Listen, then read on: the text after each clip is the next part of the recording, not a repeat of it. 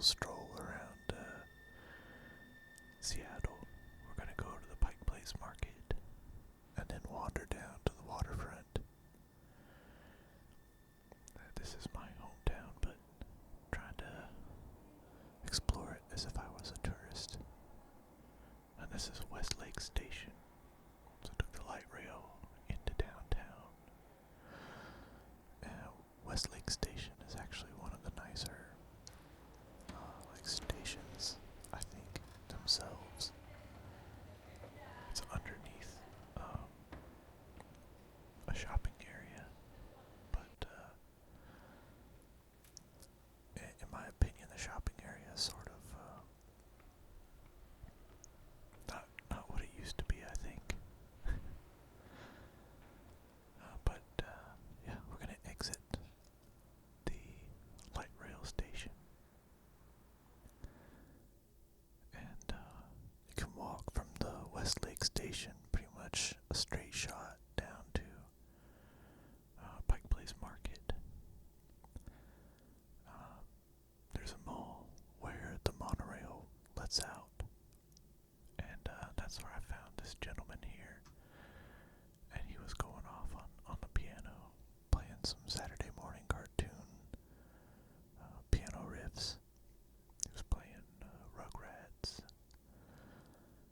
I think Rocco's Modern Life, and Pepper Ann.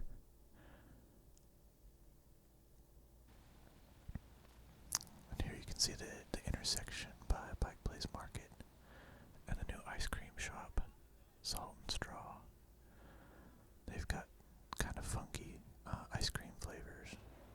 If you're in Seattle, like, give them a stop by. This is the main entrance to the public Pike Place Market, and this is sort of a subterranean area.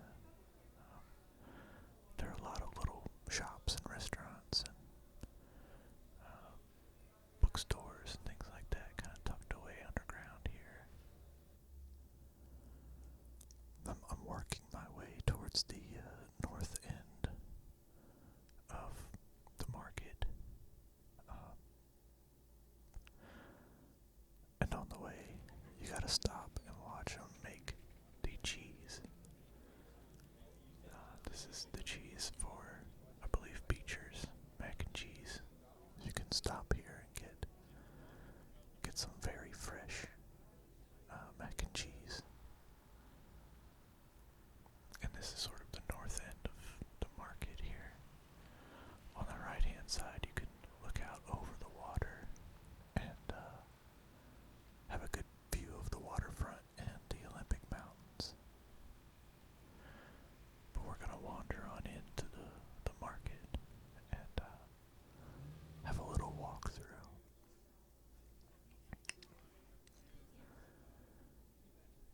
I like the Pike Place Market. I decided to try to explore Seattle as if I was a tourist, because I did recently go to Japan, and I just walked around and looked at a lot of stuff. And when I got back, I missed that walking around and exploring.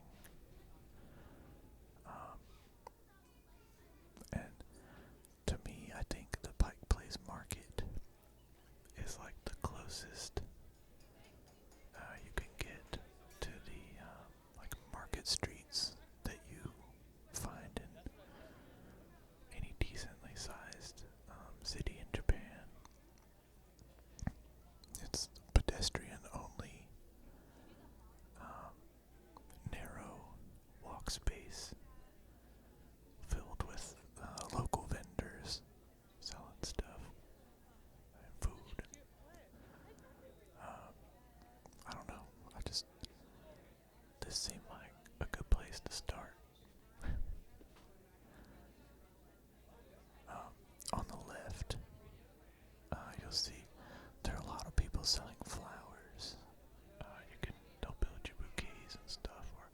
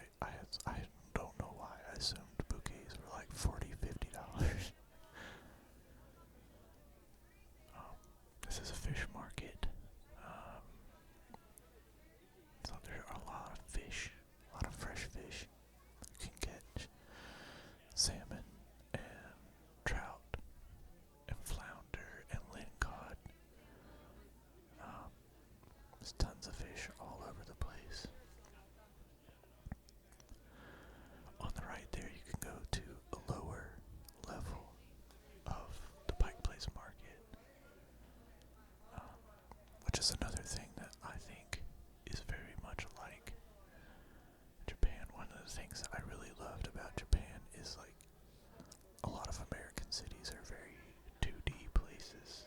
You know, they you're on the ground. But at Pike Place Market, you can go up or down or left or right, and just explore.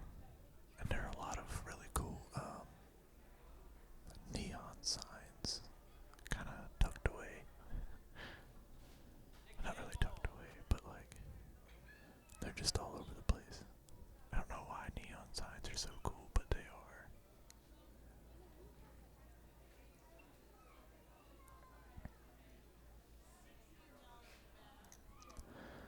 There's lots of t-shirts and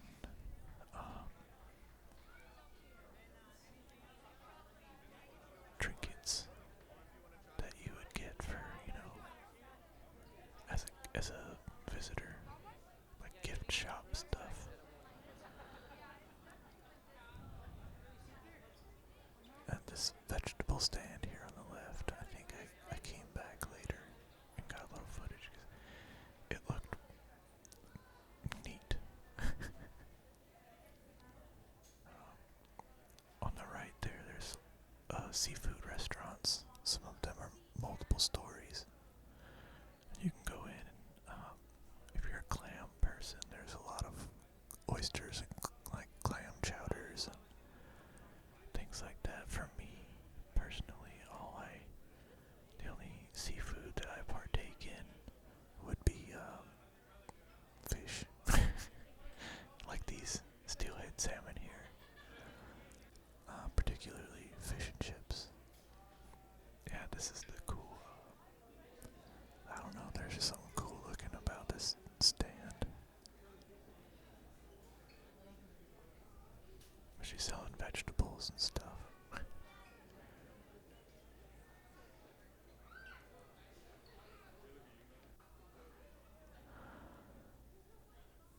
Now we're gonna mosey on through here a bit more.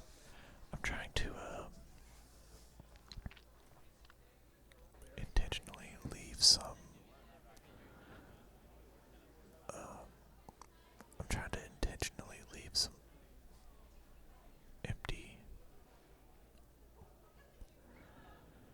areas where I'm not speaking. There's a close up of the bouquet.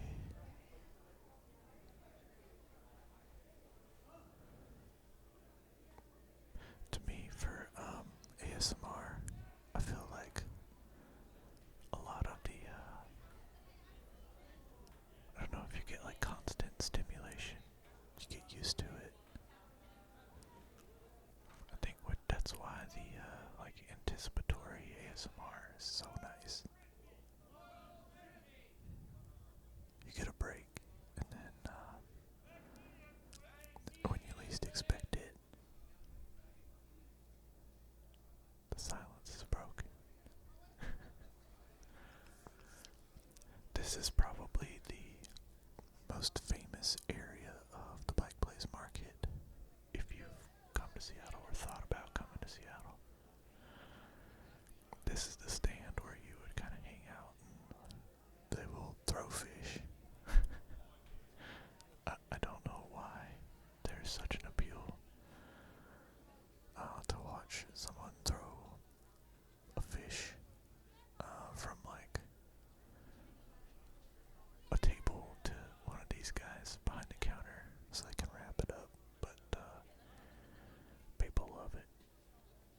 And admittedly, I myself sat here for quite some time waiting to catch a video of someone getting a fish thrown to them, and I think maybe that was it.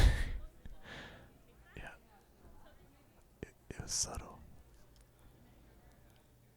There's lots of nooks and crannies at the Pike Place Market. I think it's an old building. I mean, I know it's an old building, but it's from a time where I think they would just build things kind of willy-nilly and then like add to them. So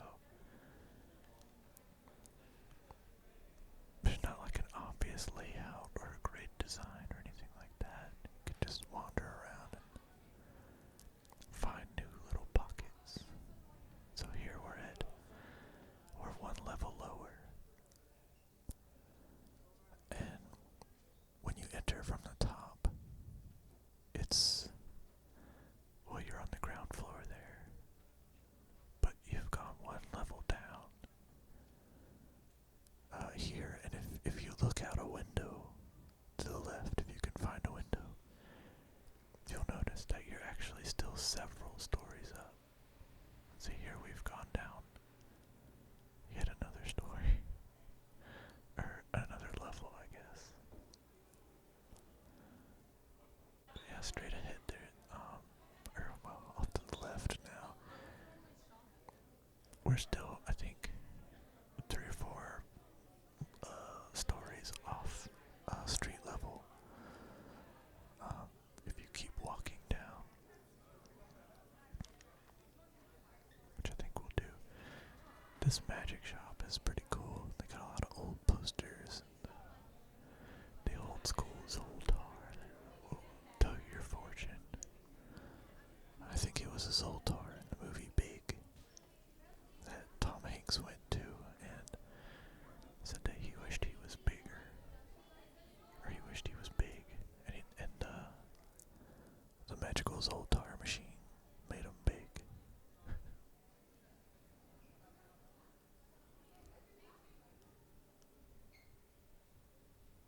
These folks are always here doing caricatures. I've always wondered how you end up being someone who does caricatures at a tourist attraction. Like, how do they? Is this an independently owned business? I don't feel like it is because every time I go, it's someone new. So that makes me feel like there's some sort of company that hires these people to do caricatures. And so do they get paid? Like by the hour? Or do they get paid per drawing and have to like give a cutout? And I don't know, are they just wanting to do art and get paid for it? Or like, is caricature art like the thing that they like doing? Or, are they big on anime or like realistic drawing? I don't know. The caricatures they're pretty cool to me, I think. Now the lowest level of the Pike Place Market is to me there's a lot of odd stores. You can get like Asian herbal remedies, rare coins, and purses, and fabrics and records. Magic supplies. There's some bookshops, incense stores, places to get candles. I see we just keep going down. And we walked into this building at street level, so it's just interesting.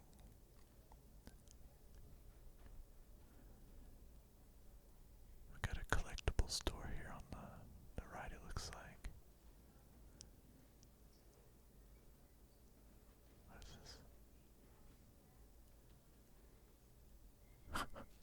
They've got a lot of like old school, like, I don't know, Carney Island style vending machine sort of games. Or I guess like activities. You put a quarter in and you like hold a handle and it tells you how attractive you are or something based off of, I don't know, body heat.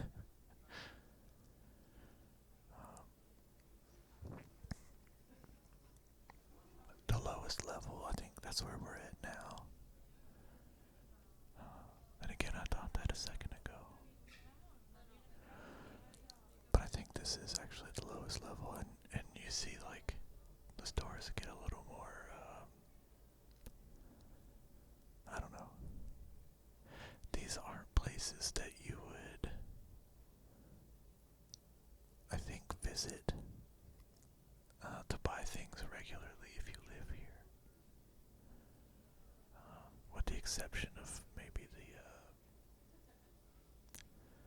bookstore. Actually, that record shop might be pretty good, but in my experience, the record stores in these like super tourist heavy areas, the records are they're quite overpriced.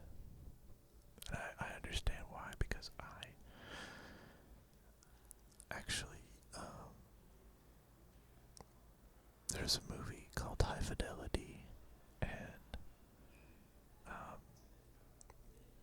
one of the guys, he has this massive record collection, and he had it spread out, and he was rearranging it after a breakup, and his friend came in, and he was like, how are you arranging these? Is it alphabetical or by color or whatever?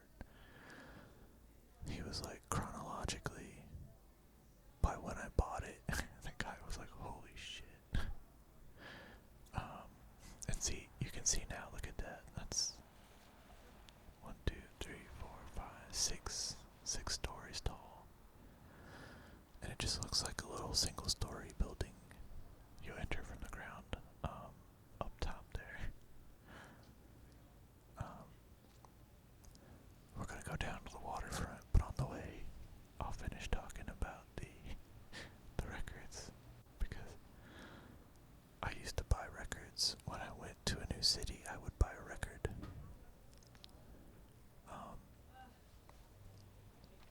And I actually have the top shelf of my record collection arranged by location and chronologically, so where I bought it and when I bought it.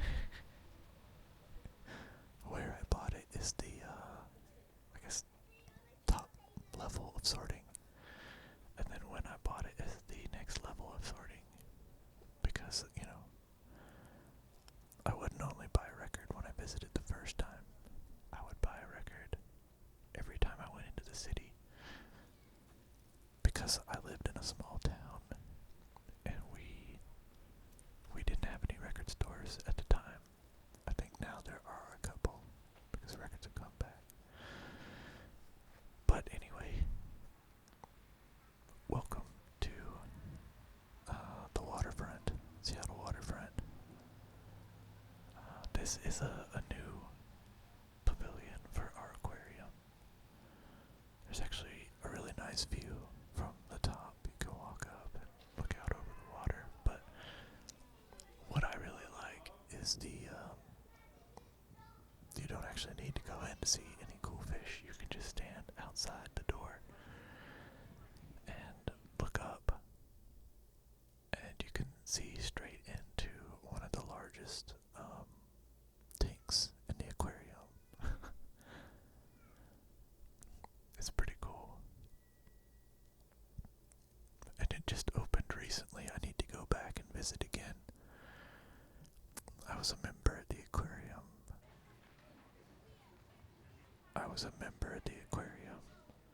Last year, and when I went in here, I noticed a lot of the corals seemed very, it seemed naked, compared to what it looked like before they moved everything. So I need to go back and see if maybe things are a bit more established now, or like how long it takes all the non-fish sea life to spread around and look healthy, This is the main part of the aquarium. This is older, more established. It's where the sea lions and seals and non-Seattle marine life would be located. There are also birds. They've got some birds and otters. And this is the view of the city that you get from the waterfront. If you keep walking down this pathway, you'll eventually get to the Ferris wheel, and you can see the ferry also moving off in the distance there. Just beyond Mariner's Landing that we're going to walk through. You can get to the ferry terminal, and if you visit Seattle, and I'll probably make a video doing this because I just love taking the ferries, but if you visit Seattle, I would recommend maybe doing the, is it Bainbridge Island? I think it's Bainbridge Ferry.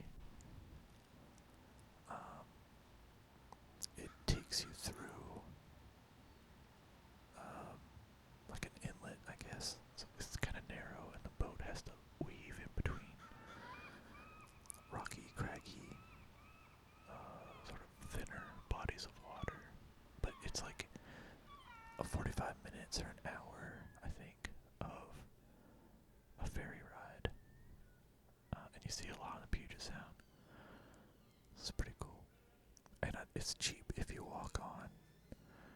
And then when you get to Bainbridge Island, you can walk around and explore if you want, or you can just hop right back on the ferry and ride it back.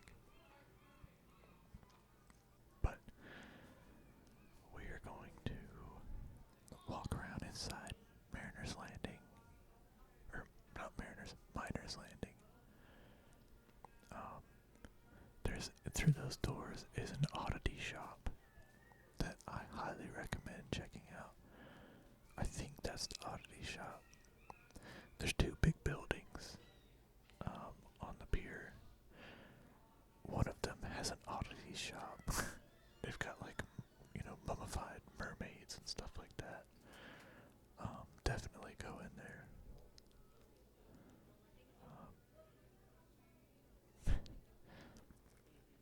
Gotta always hold the door open,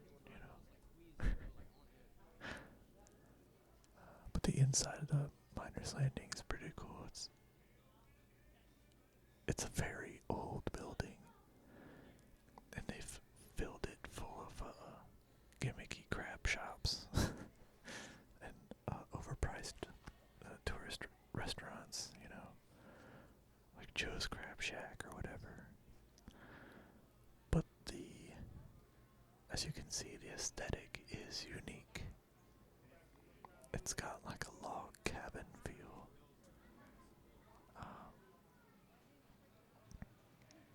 There's arcades and ice cream shops.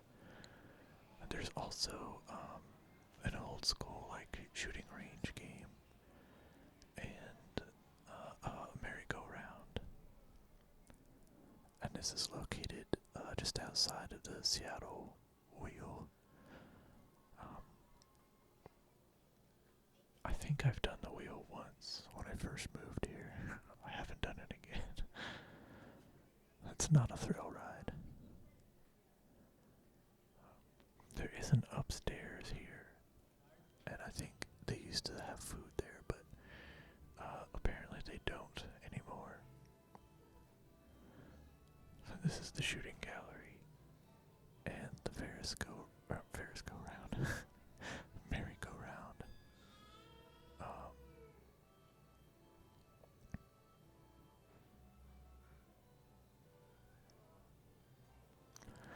The merry-go-round's kind of cool. If you have kids, or actually I've done it as an adult. When I was in Mariner School for basic training, me and some of the other folks, since the school was like kind of in the area, we all decided to go to like Joe's Crab Shack for dinner at the end of it, and we all rode the merry-go-round. We had a lot of fun. This is the old school shooting range. No actual shots are fired. I think it just like flashes a light. And if you're somewhat near the target, then some mechanics will make the target fall down. And this is Henry Art. Henry is our local celebrity artist, favorite, I guess. The Yeti there. You'll see him all over. He's on a quest to paint 1,000 of those Yetis all over Seattle. And this is one of our more unique attractions. This is the Seattle Gum Wall. Yes, that is all chewing gum. And I think this is actually just a year's.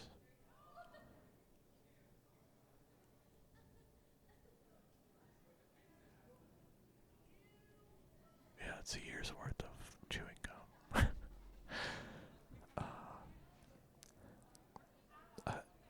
Don't quote me on this, but every so often, I feel like it's on an annual basis. They come in and they actually peel off the gum, and they wash the walls, and then, the tourists come and they put more gum on the walls, and it builds up. And I guess it's okay if we didn't peel it off, then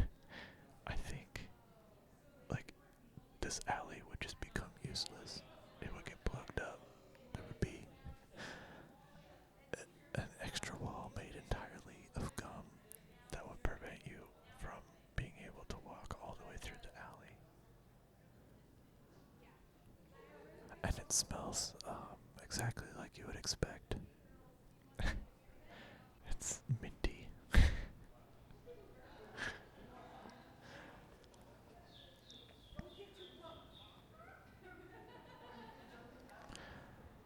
I kind of like this little area as well because people come here.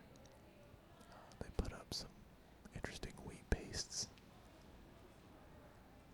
I don't know why, but I've always enjoyed a good wheat paste art.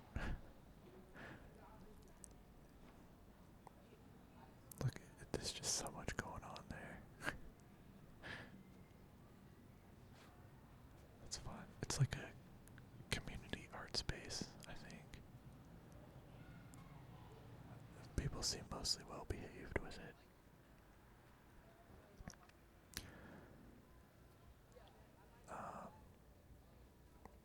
I think we're on our way back to the light rail now. We're definitely, yeah. So that's the end of, I guess, my little afternoon out to Pike Place Market.